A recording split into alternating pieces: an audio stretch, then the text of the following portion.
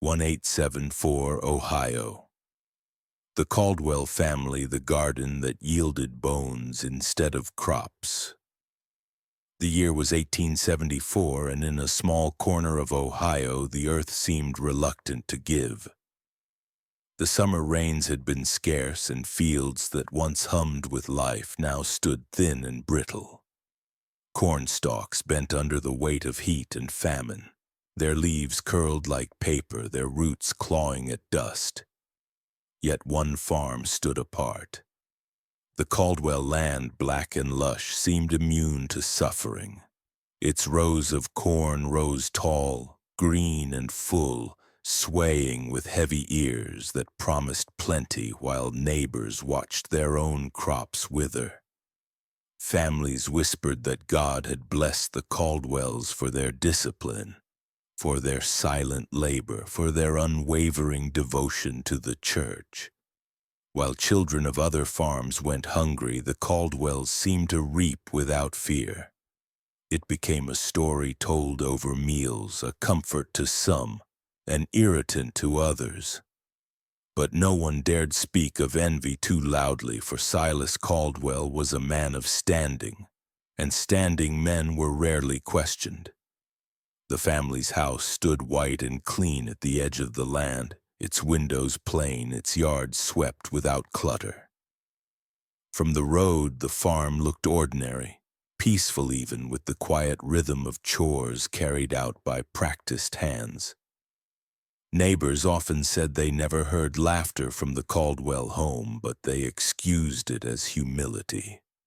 Where other families sang during harvest, the Caldwells worked in silence, their bodies moving as if bound by some unspoken rule.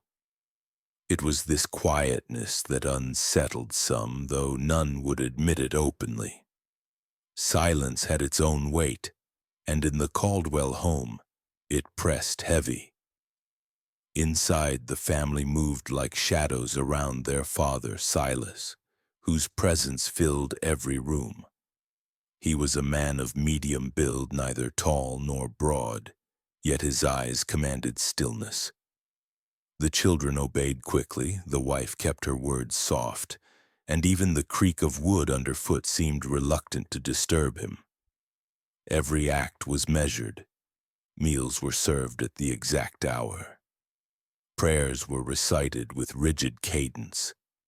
Even the folding of linens or the setting of tools was done with care, as if disorder itself was sin. To those who knew them only from Sunday gatherings, the Caldwells seemed an image of virtue. But to live beneath that roof meant breathing in rhythm with silence, learning to bury questions before they could rise. The farm's prosperity drew attention. During a season when barns across the county stood half empty, Silas sold grain by the bushel, always at fair prices, never asking more than others could manage. This generosity only deepened his reputation, painting him as both fortunate and kind. Pastors spoke of the Caldwells as a lesson in diligence and faith, urging others to follow their example. What no one asked was how the soil kept giving when every other patch of ground had grown tired.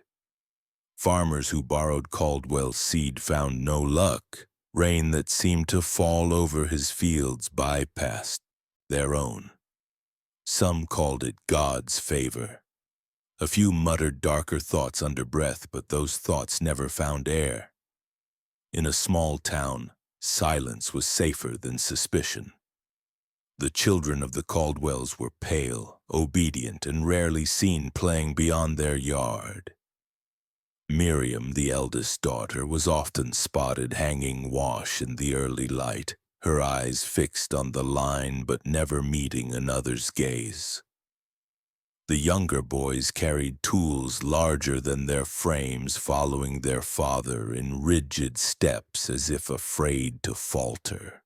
Their mother, Ruth, moved with quiet grace, her hands always busy, her face unreadable. Together they appeared as a family bound by discipline, but there was no warmth in their gestures. Neighbors who caught glimpses felt a chill, though they quickly dismissed it. Hard times demanded hard people, they told themselves. One autumn evening, when the town gathered for service, whispers rose in the pews about the Caldwell harvest. Families spoke of how many wagons had left their barn that week, each brimming with grain, while others scraped by with half-filled sacks. Some admired them, others envied, but all agreed that fortune was not theirs to question. Silas Caldwell stood tall at the front, offering his usual prayer, his voice steady and calm, his eyes lifted toward heaven. His words spoke of blessings, of gratitude, of humility before God's mercy. To the congregation, his prayer was a comfort. To his children, it was a command.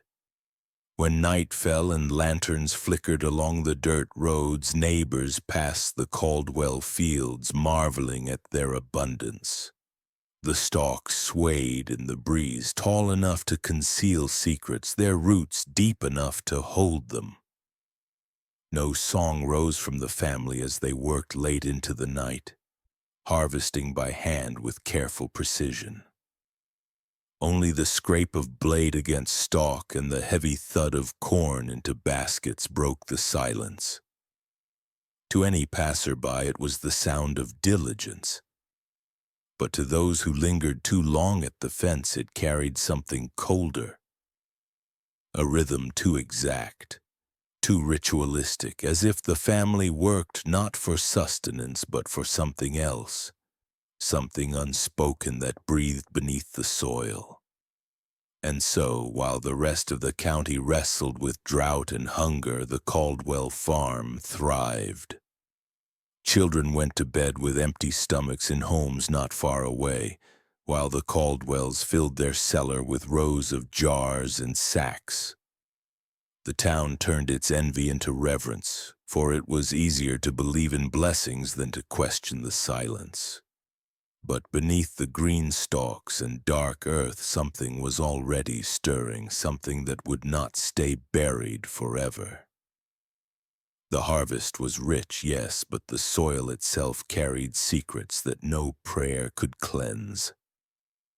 Silas Caldwell rose each morning before the light touched the windows, his boots laced tight, his hands already set to work.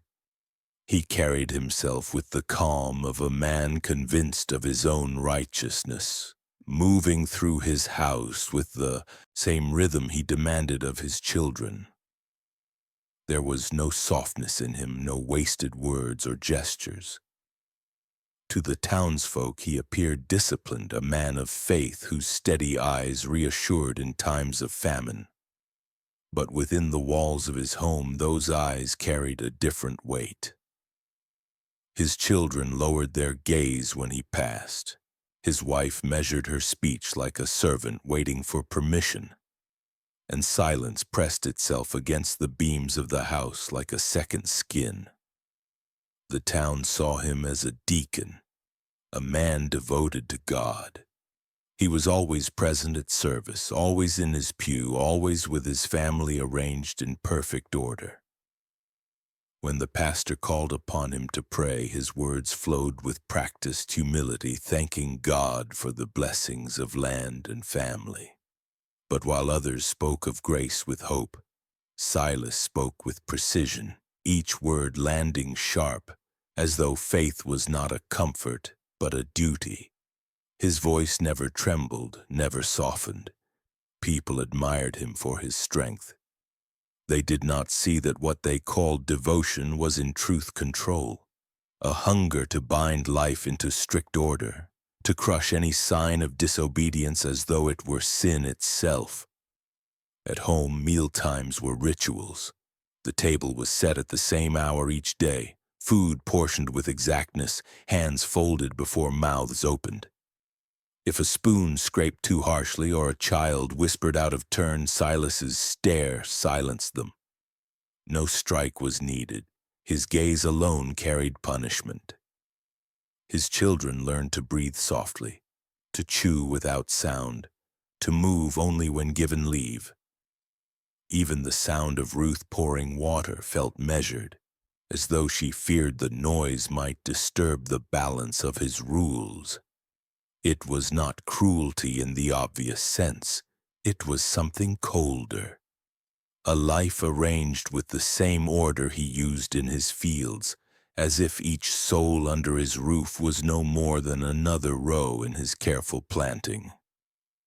Silas's obsession with order extended to his land. He walked the fields with hands behind his back, eyes scanning every row, every stalk. If a plant bent out of line, he corrected it. If a tool was left crooked, he returned it to its place. He demanded that even weeds be pulled at certain times, as though timing itself held power over growth. Neighbors sometimes marveled at the neatness of his farm, its rows straight as a soldier's march, its fences mended without delay. But to Silas, this was not pride in craft. It was compulsion, a need to shape the world into a reflection of his will, where nothing living could escape his design. He believed silence was holy. When his children asked questions, he answered with a look that told them their curiosity was shame. He quoted scripture about obedience, twisting its meaning until it served his authority. At night, as his family knelt for prayer, his words turned into chants, repeated phrases that circled back upon themselves. The earth receives, the earth purifies, the earth obeys. His children echoed in trembling voices, while Ruth's lips moved without sound. These were not prayers offered to God. They were mantras of control, seeds planted into the minds of his household. He told them that silence was virtue, that stillness was strength, that God despised waste and noise. And so the children learned to grow like their crops. Straight, quiet, bound to soil. Outside his home, Silas moved with the calm mask of a respectable man. He greeted neighbors politely, sold grain at fair prices, nodded at passing wagons. Yet his eyes never softened, never showed the warmth of true kindness. Farmers spoke of him as steady, a pillar of the community, though some admitted privately that standing too close to him made their skin tighten. There was something unblinking in his gaze, something that weighed and measured without mercy. But small towns thrive on comfort, and it was easier to call him godly than to question what lay behind his calm. Ruth Caldwell bore her life with quiet resignation. Once known for her laughter as a girl, she now moved with the grace of someone who had learned to erase herself. She worked hard, kept the house in order, and taught the children their letters. But she did so with eyes lowered, her voice seldom rising above a whisper. She had long learned that her husband's approval was rare, his displeasure swift. Her hands, though steady, bore the marks of work that seemed endless, her face pale with years of holding back tears that had no place in Silas's ordered world. The children mirrored their parents' silence. Miriam, the eldest, moved like a shadow, carrying out chores without complaint, her hands quick, her lips sealed. The younger boys followed their father like apprentices, their faces pale, their voices small. They had never known to play as others did. To them, the fields were classrooms, their father the master. They grew beneath his gaze as crops grew beneath the sun, reaching upward but never freely. And so Silas Caldwell appeared to his community as a quiet man, a faithful father, a farmer blessed beyond measure. But behind the walls of his home, his quietness was not peaceful. It was a tightening rope, a silence that squeezed until every breath served his order. His family did not live in his house. They endured it, bodies moving in rhythm with his rules, hearts pressed down by his gaze. And beneath his calm exterior, something darker brewed, a belief that control was not enough, that order required sacrifice, that silence demanded more than obedience. The soil had already been fed, and Silas believed it hungered still. Isaac Heller was 17 when he took work at the Caldwell farm, a narrow-shouldered boy with careful hands who could fix a hinge or patch a roof with patience beyond his years. And though his mother warned him that silence sat heavy on that land, he said wages were wages and hunger did not ask where food came from. So at dawn he walked the road with his bundle of tools and a tin of bread. His heart steady but not brave, just tired of listening to his little sister cough in the night. When he reached the White House, he found the yard swept and the gate latch warm from use, and Silas waiting with that calm, flat gaze that weighed boys like bushels. And Isaac felt a small chill he could not name, the kind that rises when a person realizes he is being measured in ways that do not include his soul. The work seemed simple at first, hauling feed, mending fence, scraping mud from the wheels. And yet the rhythm of the place felt wrong, too exact, like marching steps without a drum. The tools always returned to the same nail, the buckets arranged in odd count, 3, then 5, then 3, and the rows of corn lined not only by string and stake, but by small, buried stones placed at even distances as if marking something beneath the roots. In the barn he found a ledger that was not for grain but for soil, neat columns with dates, weights, and initials he did not recognize, and beside it a coil of rope cut into lengths that matched the ledger's numbers, each end dipped in wax to keep it from fraying. And near the back, in the cool dirt, a shallow trough ran the width of the floor, just wide enough for a body to lie in and just deep enough to vanish if covered with chaff. And Isaac told himself it was for drainage, though the floor was dry. At night the family ate without speaking, the father's eyes on the clock, the children swallowing with small, careful motions learned over years. And afterward Silas walked the yard alone with a lantern hooded so that the light fell straight down, never out, his steps slow, his head bent as if he were listening for a sound that rose from the ground. On the second evening, Isaac heard a murmur from the open window of the sitting room and paused outside, unsure if it was prayer or something else. Words he recognized from church mingled with phrases that did not belong there, the same lines turning back on themselves like a wheel that never stops. Earth receives, earth purifies, earth obeys. And the boy felt the hairs rise along his arms because the cadence did not sound like faith. It sounded like rule.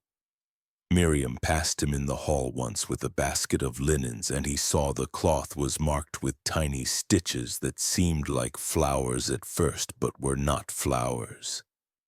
The pattern repeating in a ring, small open eyes and little crosses that did not look like the cross he knew. And she kept her gaze down as if the ground itself could read her fear. And in that low moment Isaac thought of his mother's hands cracked and kind, and wished he had listened to the warning he could not afford to follow.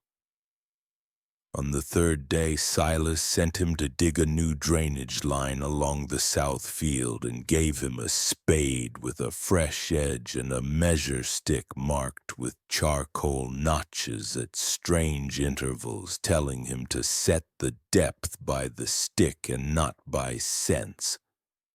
And as Isaac turned the soil, he found bones thin as twigs, not from a cow, not where a cow would be small and curved like a child's.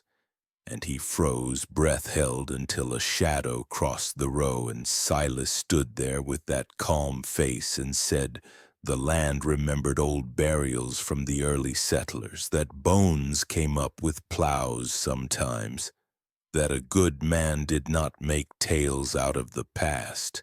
And Isaac nodded because he wanted money and the road home and the feeling that fear was only a trick of hunger. That night he hid his tools under the loft and planned to leave before dawn, to slip away while the household knelt. But habit made him write a note to his mother on a scrap torn from the seed invoice, just a few words promising to be back by the week's end with pay in his pocket. And he folded it into his boot because he did not find a safe place to send it, and because something in him still believed he had time. In the dark before morning, the barn door eased open on its silent hinges, and Isaac woke to footsteps below. Not one person, but two. The soft tread of Miriam and the measured tread of Silas. And the boy lay still as dust while the lantern's narrow light passed beneath the loft and came to rest on the trough, and he heard the scrape of the spade and the low murmur of the father's voice counting in that same ritual pace. 3, then 5, then 3, and when the light went out and the door closed and the yard fell quiet again, Isaac decided he would go without pay and without pride and without explanation. Only he had waited one day too long. By noon, Silas told the neighbor at the mill that the boy had taken his wages early and left for the west road like all restless sons, and the neighbor nodded because such stories relieved him. And by sunset, Isaac's mother stood at the threshold of the Caldwell gate with her shawl pulled tight and asked if her boy had finished his hire. And Ruth answered gently that he had gone on, and Miriam kept her eyes on the porch boards until her father cleared his throat and thanked the woman for trusting their house. And she left with the wind at her back and a pain in her chest that felt like a stone. The town liked the story of the West because it hurt less than the story no one wished to speak, so men repeated it in the store and at the pump, adding small hopeful details that made it neat. A job on a riverboat, perhaps. A cousin in Cincinnati, perhaps. And each new guess pasted over the silence like boards over a broken window. But Isaac's mother did not take comfort. She cleaned his room and kept his tools in order, and woke at each wagon on the road thinking the steps might be his. And after 3 weeks she went to the pastor and then to the sheriff, and both men listened with that absent patience used for grief that is expected to heal itself, saying boys wander, times are hard, roads are long, and they wrote nothing down. The first seed of doubt took root not in law but in little things, in the way dogs would not cross the Caldwell fence at night, in the way crows gathered along the south field as if drawn to a quiet drum, in the way Miriam's embroidery thread snapped when she tried to stitch a flower and she hid the broken strand in her pocket with shaking fingers. And the seed grew in the heart of an old tinker who passed through and traded for a handful of nails, noticing the smell near the barn that was not rot and not clean soil, but a heavy scent like wet coins, the kind that does not wash out. Silas felt the change in the air and adjusted his methods, moving work deeper into night, timing his steps with the clock and the wind, and he began to speak more often at church, offering prayers that sounded like locks turning while the town, tired and hungry, chose belief over fear because belief fed them and fear did not. Isaac was gone, and the ledger gained a line marked with the same neat hand as the others. and the soil kept its promise, pushing up strong green stalks while the road behind the boy's mother stayed empty. And so the town learned to live with a story that made sense and a silence that did not, and the Caldwell fields breathed in even rose as if the ground itself had lungs, waiting for the next season to arrive. Silas Caldwell believed that the earth could be taught like a child, that if it was given the right lessons, it would return those lessons as bread. So he built his teachings out of time and weight and breath, keeping notes that did not speak of people but of numbers, air, and depth. He wrote in a small black ledger with narrow lines, recording the hour when the first shovel bit the ground, the count of heartbeats between each knot he tied, the length of rope cut in the pattern he favored, 3, then 5, then 3, and the measure of soil laid over a chest so that the ribs could rise but not truly lift. And when he finished, he did not write names, only initials and the row where the offering lay. He worked in the barn first, where the dirt was cool and sound was swallowed by hay, and there he laid out tools as if setting a table, a spade with an edge kept bright by stone, a length of elder branch bored hollow like a flute, a small brass scale used for milk and now used for something else, and a cloth for the mouth prepared by Ruth's careful hands, soaked in water steeped with ash lye until the taste would turn the tongue numb. He told himself these were not instruments of harm but of order, a way to quiet the noise of a life that wasted itself.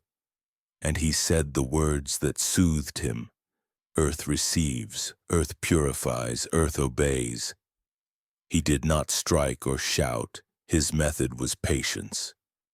He waited until the wind moved steady and the house fell deep into the night. Then he chose a body with the calm of a farmer picking a seed from a sack. He bound the wrists not to bruise them but to keep them still, measuring the cord to his mark so blood would not flood the hands and shock the heart, the cloth to the lips, not hard, but long enough that breathing turned to a low labor that matched the pace of his own chest. He slid the hollow branch between teeth and cloth so that air could pass but only the smallest amount, the sort of breath a newborn learns, the sort that keeps a person on the edge of waking without ever letting them rise. He liked the elder branch because sap once ran through it. To him it felt like returning a person to the rule of nature, making them breathe as the field breathed, thin and slow. He dug shallow at first, no deeper than a calf's knee, just enough for the body to lie flat beneath the level of the row, back pressed to cool dirt, wrists tied to pegged stakes so that the arms would not arch and shift the soil, and he set the branch to the mouth and covered the cheeks with his hands, so the air stayed inside the tube, not around it. He timed everything. He counted the seconds it took for the chest to slow and the muscles to ease for fear of turning into a tired sort of surrender. He had learned the numbers long ago by accident, when the river near his boyhood home iced over and a neighbor sank but did not drown for a long while because his face stayed in a pocket of air. Silas had stood on the bank and listened to the slow wet gasps and later wrote about it in a schoolbook margin.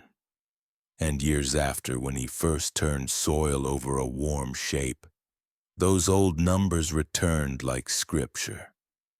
He believed that panic was waste because panic fought order, and order is what fed land and family. So he used small tricks to pull panic away. He set a palm over the crown of a head and held it the way a mother holds a child in fever, steady and warm. and he spoke in a low chant that did not ask for answer, repeating the same 3 lines in the same clean tone until the body under his hands matched the cadence. He called this the settling. When the settling came, he measured the layer of dirt he would add, a quilt of weight that pressed but did not crush, careful not to close the tube, careful to keep the ribs moving with the least space needed for breath. He arranged roots across the chest because he liked to see life touch life. The roots were threads that would pull strength down where he wanted it, and he would later write in the ledger the kind of root used, corn or squash or pumpkin, and whether the stalks that rose there came up stronger than those planted between rows that held no one. He believed the mouth should learn the flavor of soil to complete the cycle, so he prepared a second cloth, a little wad of loam wrapped in linen and laid against the tongue, not to choke but to teach, and if the head turned he steadied it, not rough but firm, patient as rain. He watched and he listened, and when a breath caught high, he pinched the tube for a count of 3 and then opened it again so the lungs would accept their lesson. He told himself this was mercy, that he was teaching a final obedience that most people never learned while alive. He marked the row with small stones set flush to the ground, never high enough to catch a plow, placed in that same 353 distance that pleased his mind. He worked by moon charts he kept behind the kitchen clock, scratching notes about the week when sap ran sweet in maple and the week when birds laid their first eggs. And he lined his rows to that rhythm because he believed the earth would hear. He tried different measures as a curious man tried different seeds. Once he packed the soil with fine ash sifted from the stove, thinking it might purify faster. Another time he swapped the elder branch for a length of wheat reed because a traveling tinker had said reed kept better shape. Another time he cut the rope shorter by a thumb's width to see if a tighter hold made the chest rise in a steadier way. He was never cruel for show, he was exact, and that exactness is what made him dangerous. He wrote about sound most of all. He wrote that there came a point when the voice beneath the row changed into a kind of deep hum. Not a cry anymore, not a word. Something close to the noise a hive makes when winter begins.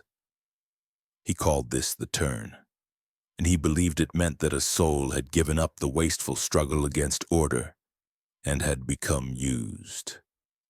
In the morning he arranged the row to look untouched, laying the first inch of soil with the flat of his palm so there were no shovel scars, and he brushed each stalk with his fingertips as he passed, as if blessing it. He liked to visit the rows that held the turn at noon when the sun stood high, because at that hour the field looked most normal and the world outside his land could not be heard, and he would kneel and place his ear against the earth and listen for the last thin pull of air through the buried branch. If the sound was gone, he did not dig. He never dug. He simply removed the branch and filled the small channel with damp loam and pressed it smooth, leaving the rest to settle itself. He saw this not as killing, but as exchange. The neighbors saw only green growth and clean fences and a man who sold grain without greed. Ruth saw the ledger once when she changed the lamp oil in his desk and pressed her hand against the page as if to warm it, then closed the book and never looked again. She washed the clothes and said nothing because saying nothing had kept her standing. Miriam learned the steps because daughters often learn the steps that keep a house from falling, and she moved through them without shaking, counting stones in her head the way a child counts prayers. Yet she left her own marks where she could, small open eyes sewn into hem and sheet, small warnings that, if read, might have broken the pattern. There was no wildness in Silas's method, no heat. It was the calm that frightened, the way he folded misery into routine like sugar into flour until it tasted like duty. He told himself he was giving his family safety, that the hungry winter would pass them by because he had found a way to make the earth love them more than others. And he told himself that those taken were not stolen but turned into growth, that nothing was wasted under his hand. The field took his lessons and gave back tall stalks that whispered at dusk, and when the wind shifted, the rose spoke like a long, low breath, a secret held, a promise kept, and the town saw only the shine of green and the steady man who walked its edge and thought as people will. That order is the same as goodness when a man is quiet and his fences do not lean. Miriam Caldwell carried the weight of her father's house like a stone tied around her throat, and though she moved with the same quiet rhythm as her brothers, there was a different shadow in her eyes, one that came from seeing and remembering more than a child should. She was 17, tall and pale, her hands skilled with the needle, her back bent from long hours at the loom. But her silence was not the silence of obedience alone. It was survival, a silence she stitched into every fold of her work, a silence that might one day outlast her father's rules. She learned young that questioning meant danger. When she was 9, she once asked why the stones in the south field stood in odd counts, and Silas's stare was so sharp she could not finish her words. That night she lay awake and listened to him walk the floor above her room, his boots pacing slow and steady as if reminding her that questions had no place in his house. From then on she never asked again, though she saw and she remembered. Her world was made of cloth and thread. She stitched the family's garments, patched their bedding, wove their table linens, and in those quiet hours she found a way to leave marks that her father would not notice. At first she sewed little patterns only she understood, small crooked lines hidden in hems, threads pulled too tight in one corner as a sign to herself that she was still awake, still thinking. As she grew older, her marks became bolder, tiny eyes stitched into pillow edges, circles of open mouths sewn inside skirts, crosses not of church but of warning sewn into handkerchiefs. No one outside her house ever saw them, and even within the home no one spoke of them, but they were there, whispering in a thread that someone had noticed, someone remembered, someone had not broken into full silence. Miriam had watched her father's rituals more closely than anyone. She knew the rhythm of his steps, the way his lips moved when he thought no one looked, the strange tenderness with which he pressed his hand to the soil after covering what lay beneath. She had seen him lift the elder branch to a face gone gray, setting it as carefully as a mother sets a teat to a baby's mouth, and she had turned her eyes away because looking too long made her breath falter. But even when she looked away, the sound remained. The slow hum of trapped breath beneath soil, the muffled rhythm that seemed to echo through the floorboards at night when she tried to sleep. She told herself she could endure it because there was no other choice. She told herself that silence kept her alive. Yet the guilt grew inside her like a hidden root twisting beneath stone, reaching in directions she could not stop. She had tried once to warn, not with words but with a stitch. A widow came to their door to buy grain, and Miriam slipped a scrap of linen into the woman's basket, a scrap covered in frantic needlework, eyes, crosses, broken lines. But the woman's child used it for a rag before the widow noticed, and by the time Miriam saw it lying in the dust by the road, soiled and forgotten, she knew that her attempt had failed and that God, if he listened, had not chosen her thread to carry truth. From then she stitched only for herself, her warnings locked in the folds of her family's clothes, a private record of what she had seen, proof that she had not consented even if she obeyed. Her brothers were younger and did not seem to see as much. They carried tools and fetched water, their faces pale, their voices faint. But they did not notice the pattern of stones in the field or the smell that clung to their father's clothes after night work. To them, obedience was life and questioning was death. Miriam loved them, but she knew they would never resist. They would follow their father into silence as stalks follow the sun. She sometimes wondered if they would become him one day, their own children kneeling at tables where silence cut sharper than knives. But she pressed those thoughts down because they made her heart beat too fast, and in Silas's house even the sound of a heartbeat felt dangerous if it rose too loud. Her mother moved through the days with the quiet grace of someone long defeated. Ruth's hands were gentle, her face lined, her eyes often lowered. She did not stitch warnings into cloth. But Miriam saw how she touched her children's shoulders, how her fingers lingered as if giving strength without words. Miriam understood that her mother survived by not seeing too much, by washing away stains and never asking their source. That kind of silence was different from Miriam's. It was surrender, not defiance. And Miriam feared that one day her own silence would harden into the same. The townsfolk saw Miriam sometimes when she hung wash or carried baskets to the road, and they said she was a dutiful girl, quiet and modest, the image of her father's order. They never saw the tremble in her hands when she returned to the yard, or the way her eyes darted to the soil as if expecting it to speak. No one asked why she never laughed, why her mouth held the shape of a cry swallowed long ago.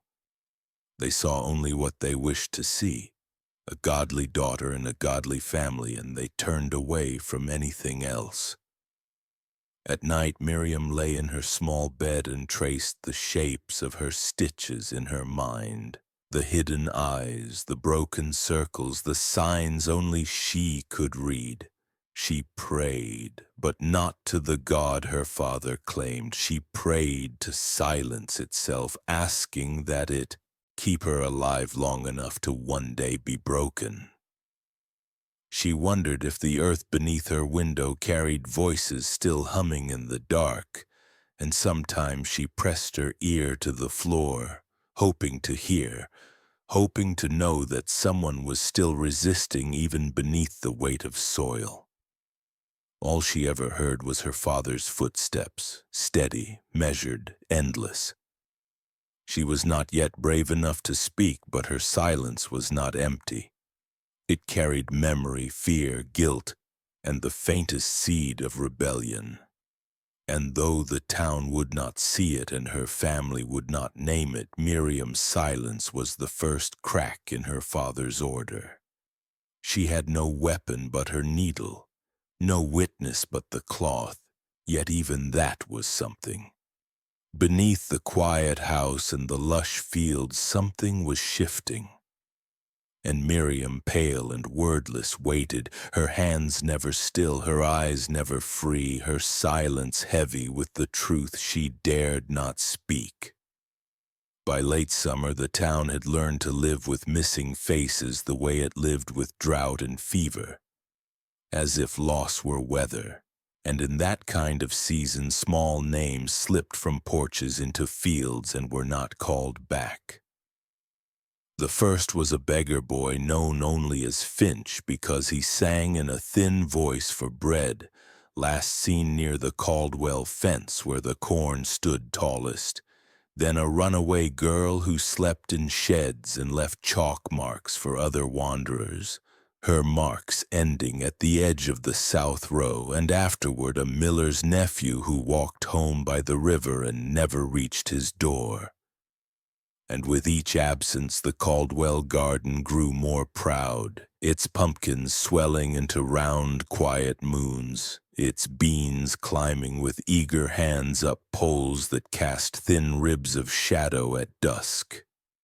The town answered hunger with stories, saying the boy had gone with a peddler's wagon, the girl had found a factory in the city, the nephew had taken a raft to chase work, and these stories were easier than the truth because they kept supper calm and let mothers sleep for an hour. Even the sheriff spoke in that soft way that turns questions into patience. And the pastor said that hard years scatter people like seed, and it is not for neighbors to judge where they land. Silas heard all this without changing the pace of his steps. He had already tightened his methods, moving his work to the farthest rows and burying his intervals deeper into pattern, lining stones with a carpenter's eye, shaving the elder branches smoother so they would not pull at lips, rubbing them with tallow to slide easy, cutting rope to his marks and closing each knot with a press of the thumb that made every loop twin its brother. He began to use glass cloches meant for tender seedlings, not to cover the mouth but to test the breath under earth. He set one near a vent hole dug with a spoon, watched the inside fog as a small cloud formed and cleared, marked the timing in his ledger beside the row number and the moon's phase, then brushed the glass clean and hid it under straw, so a passerby would see only careful gardening. He packed lime in shallow pans and kept them near the barn to pull scent from the air. And he sprinkled ash around fence posts to confuse dogs that came sniffing with hackles raised.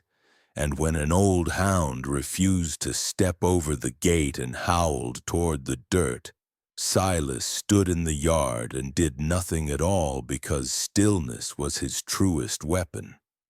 Nothing unsettled a watching eye like a man who did not blink. He added a scarecrow stitched from sacks and filled with chaff and hair combing saved from the hearth sweep, not for birds but for shape, a figure to draw a glance so that no one would look lower, and he weighted its sleeves with stones so they would never flap and betray wind directions he needed to keep for himself.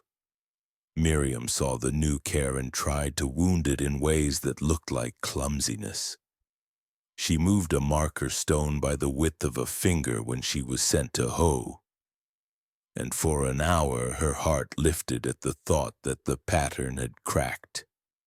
But before dusk her father found it with the kind of eye that knows its own work, and he set the stone back without a word and dusted his hands as if he had fixed a hinge.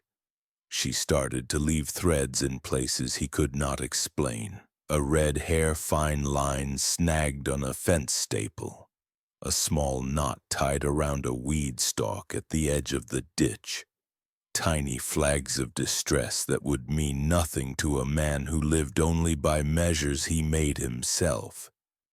Yet even these traces felt thin and useless when the wind blew them free. In town, Harvest time brought a fair in the schoolyard, and the Caldwell wagon rolled in with ears of corn stacked like gold. And people cheered because plenty makes good manners, and Ruth handed out small bags of parched grain to children whose eyes followed every handful with a kind of thirst that made their mothers look away in shame. No one asked why Ruth's hands trembled when she tied the bags, or why Miriam stood at the wagon bed as if guarding a gate, or why the younger boys stared at the ground as if reading orders cut into dust. At night, the farm breathed in its measured way. Silas walked the outer rows and listened to the earth like a doctor listens under a shirt, his ear pressed to soil where root and rib met in the dark. And when the hum slowed, he made a small mark and moved on. And in the morning he shifted cloches to other places and folded straw over vents and smoothed with his palm the places where a foot might have pressed above a hidden chest. He tried a new trick learned from a traveling vine grower who spoke of forcing sweetness in grapes by starving them of ease. Silas packed the layer above the face with sifted sand mixed with beet syrup to pull moisture and keep the tongue dull. And he wrote about the effect with that neat hand that made evil look like bookkeeping. He refined his distances, setting offerings where roots would divide and take in what he called order. Never in the same spacing twice, always to the beat that pleased him, 3 then 5 then 3. With a longer pause at the end that he said aloud in prayer as if it were a holy rest. The garden answered. Leaves turned the deep color that makes neighbors add a little awe to their envy. Beans hung in heavy pairs that knocked together in the wind and made a dry clicking sound like teeth. Pumpkins swelled and pressed themselves against the cool dirt like sleeping bellies. The town praised God for the lesson standing right there in the Caldwell rows. That discipline fed and noise starved, and men asked Silas about his tilling and his seed and his rotations, and he answered with simple words that hid his private rules, and they went home full of advice that would not work for them because their fields did not have the same kind of ledger underfoot. Yet nothing built by a man is safe from water. In early autumn, clouds gathered low and dark over the county line, and wind began to push from the river. And the smell in the air changed from dust to metal, and the first cold rain came hard. Ditches that had sat as quiet lines filled in an hour and then joined hands and ran, and the south field drank until it could not. And the ground sank where it had been loosened by careful hands, and lines that Silas had drawn with stone and breath began to heave and drift. He worked fast without looking like a man who hurries, cutting small channels with the edge of his spade to pull water away from the most dangerous places, packing wet loam down with his boot heel, laying boards across soft spots so the weight of rain would spread and not press straight down. He kept the boys inside to keep their footprints from telling a story. Sent Ruth to the smokehouse so her eyes would not add to his worry, and walked with Miriam at his shoulder not because he needed help, but because he wanted to see if her breath changed when the land spoke of breaking. The river rose and took a bite from the bank near the mill, and the town stood under porches and watched driftwood spin. And someone said that floods were cleansing, that they carried old things away. And in the Caldwell yard the scarecrow leaned as if straining to hear, and the glass under the straw fogged without clearing, and a corner of the south row sagged in a slow settling that made Silas press his lips into a line that even he could not keep from trembling. Before dawn he set stakes and ropes as if shoring a tent, and he whispered numbers as he tied, and he told himself that water obeys like earth if spoken to in the right cadence. But the rain did not listen long. A neighbor on the ridge woke to the sound of a ditch breaking open and saw pale shapes in the runoff that did not look like stone, and he thought first of deer, then of old graves. And then he said nothing even to himself, because saying the right word makes it true. The garden held through the first day and part of the second, but the ground had learned a new language, and in its soft grammar the old rose began to answer back. The season turned heavy, and the soil swelled like a chest trying to draw air, and somewhere under the corn a knot gave way with the quiet sound of wet rope slipping. The town would soon hear what the earth had been made to hold.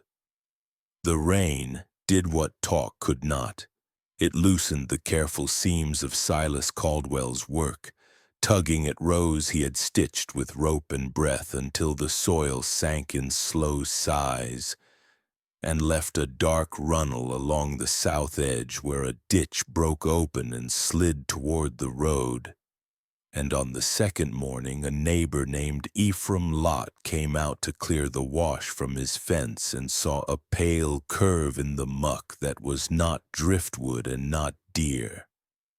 A smooth piece like a bowl with little pegs along it that turned his stomach before his mind would speak its name.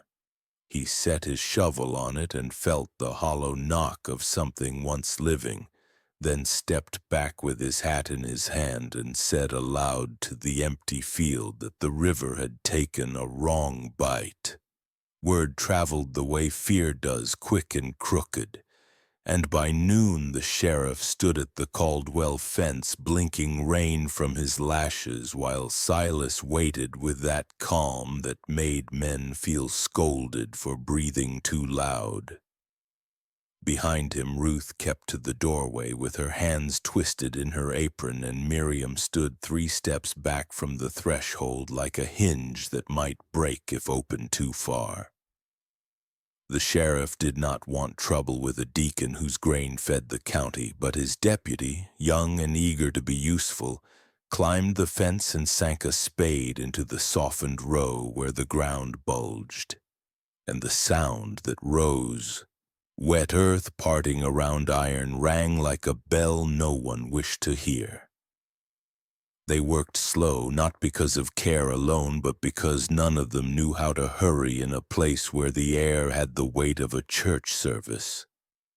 And before long they found the first small thing that ended talk. A bead button from a child's collar caught in root threads like a tear held back, and then a finger bone thin as a reed, and the deputy's mouth opened but no sound came. And he set the spade down as if it were a knife, and he a man who had cut the wrong thing. The pastor arrived with 2 men from the mill, all of them with hats off, though the rain had not stopped, and he tried to say a prayer, but the words felt wrong in the open field and died in his throat. And Silas, without being asked, fetched boards from the shed and offered them as makeshift sleds for lifting old settler remains, as he called them, his voice flat and reasonable, the kind used by men who measure grain. And the sheriff nodded, because the mind likes any phrase that lets it step back from the cliff. But the ground did not agree with the words.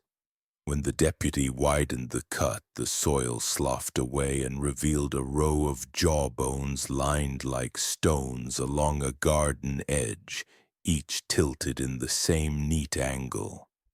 And beside them a sliver of glass curved like a bell, cloudy with breath stains that would never clear. Miriam saw it and knew it for what it was, a cloche taken from its hiding, yet she kept her face blank, and the stitch she had tied inside her sleeve bit her skin as if to remind her that pain can keep a person from speaking. More men gathered, drawn by the sight of umbrellas bobbing at the Caldwell corner. And the field that had once made people speak soft with envy now made them whisper in the hard way that cuts. A boy climbed the fence for a better look, slipped, and dropped into the trench. And when the deputy hauled him out, the lad's hand came up with a length of wax-dipped cord that ended in a not too clean to be accident. The sheriff finally found his voice and told Silas he would need to open more ground, and Silas, still calm, said the earth was tired and might collapse if abused, that they should wait for the rain to pass and consult records of pioneer burials, and the pastor, desperate for a harmless story, murmured agreement. But Ephraim Lot shook his head and said the pioneers did not tie their dead with rope, and in that single honest sentence the town took its first step away from the man it had trusted. Spades multiplied, some borrowed from the Caldwell shed, and each bite of iron brought up more proof that order here had been used for something that was not farming. Vertebrae like small white wheels, a child's shoe flattened but not yet rotted, a reed cut smooth at one end as if made to fit between teeth, a circle of pebbles sunk flush to mark what no one had wanted marked. The rain slowed to mist, and a smell rose that made even men who butchered hogs look away. Not rot alone, but that other scent like wet coins and old smoke, and the deputy gagged once and then swallowed and kept going, because once a spade begins a grave it is worse to stop. Miriam stood without moving, her eyes fixed beyond the men to a point where corn met sky, as if looking at the horizon could keep the past from becoming present. And Ruth tried to edge her back into the house, but Miriam's feet would not lift. In the paste of the yard, her shoes made two ovals like brackets around everything she could not unsay. Someone fetched the county doctor, who knelt with the dignity of a man who understands when science has no clean words for what it meets. And he touched the glass curve with a fingertip, and then the reed, and then the rope, and said very quietly that none of this belonged to any settler he had studied. He asked whose bones these were, but the question hung in the air without answer, because questions asked in front of a whole town became accusations, and men who had praised Silas in winter now studied their boots. When the sheriff finally turned to the deacon, Silas looked almost sorrowful. A father wronged by rumor, and he said that thieves and vagrants had been known to trespass and die of drink or fever, and that storms gathered the lost as they pleased. It sounded like sense until you set it beside the neat line of jaws. A milkwoman whose child had vanished 6 months before stepped from the crowd with her apron rain-slick and her hands shaking, and she reached into the trench with a hunger that frightened even herself, and drew up a bead button that matched her memory. And the sound she made then was not a cry, but a long, empty breath that blew out of her like dust from a cupboard slammed too late.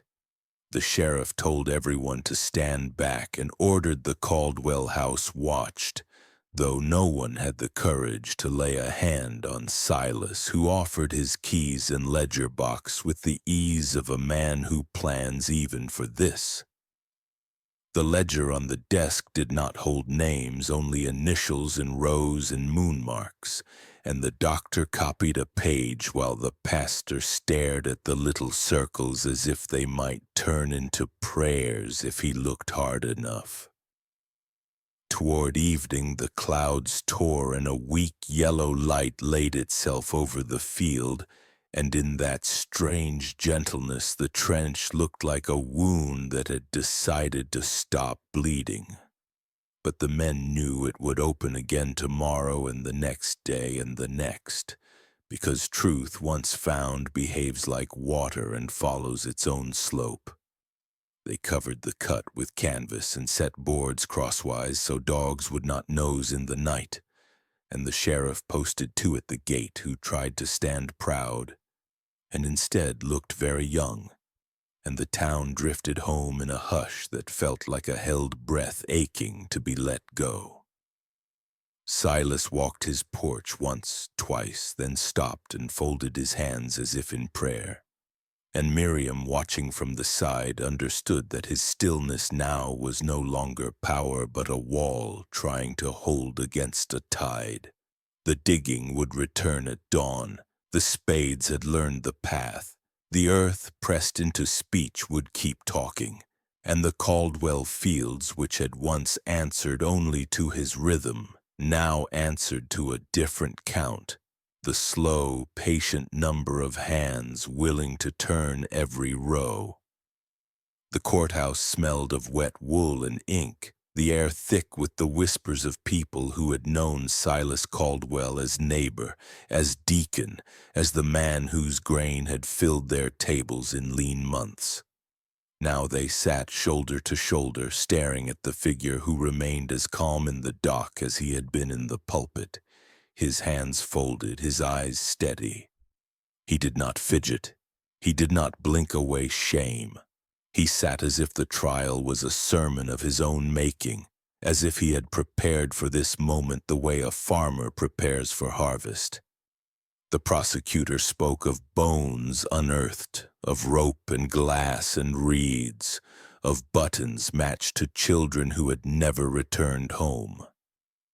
He lifted the ledger and held it up to the jury, its pages marked with initials, moon phases, neat columns that should have belonged to crops, but belonged instead to human breath measured like seed.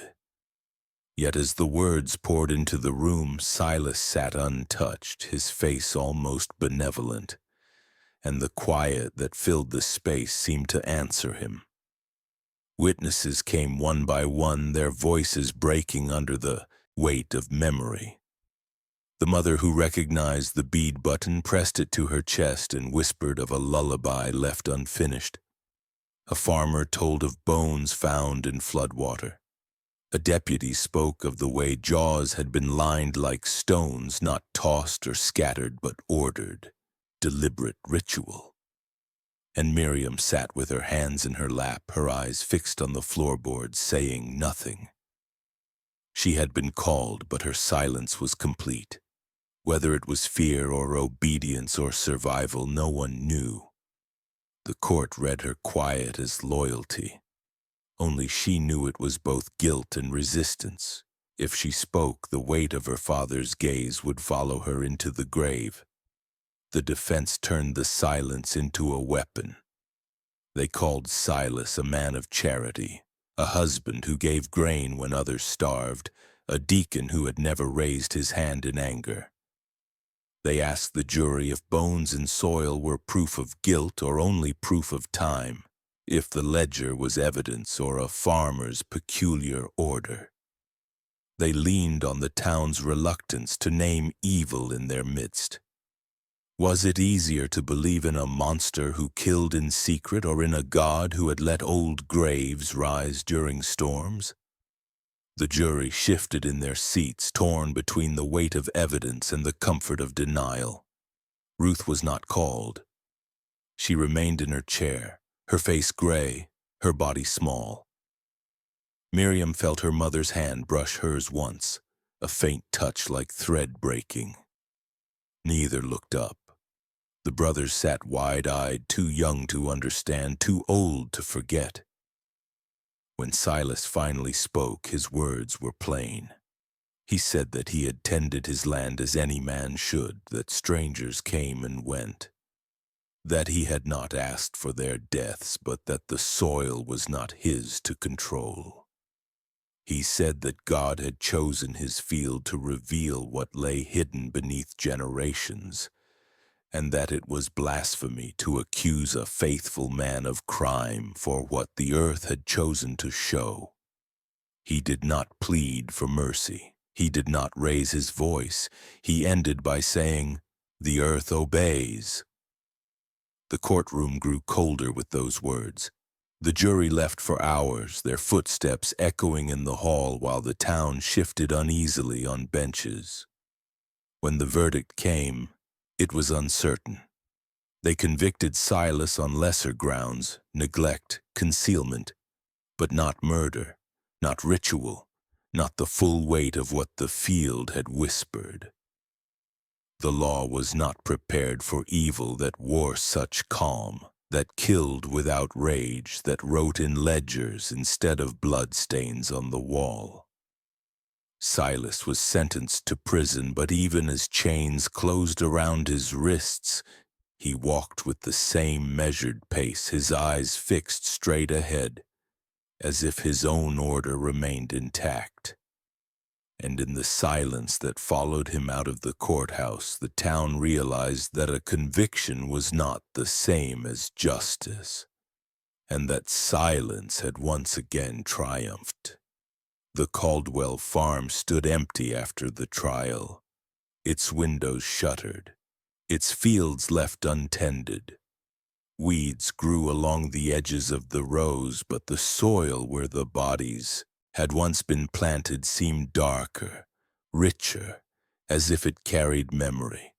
Children dared each other to creep through the broken fence at night, to press their ears to the earth and listen for the hum of buried lungs, and some swore they heard it. A low sound beneath the ground, not wind, not water, but something left behind. They carried home shards of glass, bits of bone, threads of rope, tokens they did not understand. Parents burned the items in their stoves, afraid of curses, but fear lingered. The state passed new laws in the wake of the trial. Missing persons were to be recorded immediately, sheriffs required to act, burial sites investigated with rigor. The memory of the Caldwell farm hung over legislation like a shadow no one wanted to name but could not ignore. The site itself became a place of whispered pilgrimage. Some came to gawk, others to mourn, a few to pray. A small wooden cross was nailed to a fence post by an unknown hand. And over the years more crosses gathered there, plain and unmarked, until the fence became a silent memorial built by those who had no graves to visit.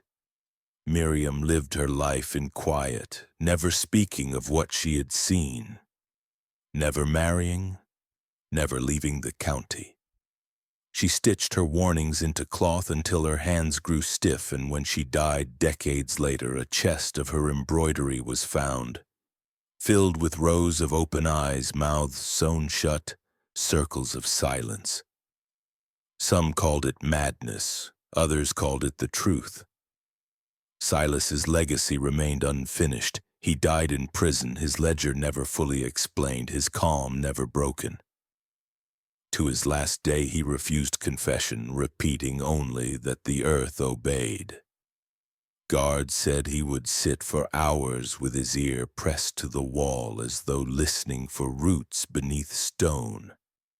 The Caldwell farm was eventually plowed under, sold and resold, yet nothing planted there grew quite right again. Corn would rise tall but hollow, pumpkins would swell and rot before harvest, beans would twist into knots on their poles. Farmers abandoned it at last, leaving it to weeds and crows. To this day, locals say the soil remembers that you cannot bury breath and expect it to vanish. And so the story endures, not as a loud tale of rage, but as a quiet warning. Evil does not always shout. It can kneel at prayer. It can measure grain. It can walk with calm eyes and keep its order hidden in ledgers. Sometimes it grows row by row, season by season, while neighbors look away because silence is easier than suspicion. The earth holds memory. It does not forget the weight of those who pressed against it, the final hum of lungs beneath soil. And when rain comes hard and ditches open, it speaks again, reminding us that obedience without question feeds the ground as surely as any seed. What do you think? Could this happen again?